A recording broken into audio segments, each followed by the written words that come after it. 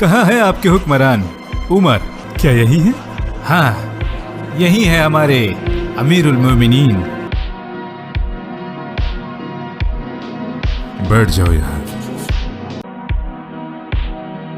जो कुछ भी मैं देख रहा हूं बताने के लिए अल्फाज नहीं है। मैं यहाँ देखने आया था कि जिन फौजों ने हमसे शाम छीन लिया वो यहाँ से आती हैं। सच है, एक इंसान जिसने इतने बड़े मुल्क की फौजों को शिकस्त दी, एक इंसान जो वाकई में इतना खौफनाक बादशाह है, वो इन हालातों में रहता है।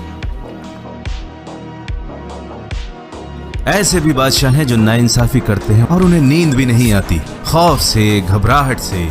और आप उमर इंसाफ पसंद, बेखौफ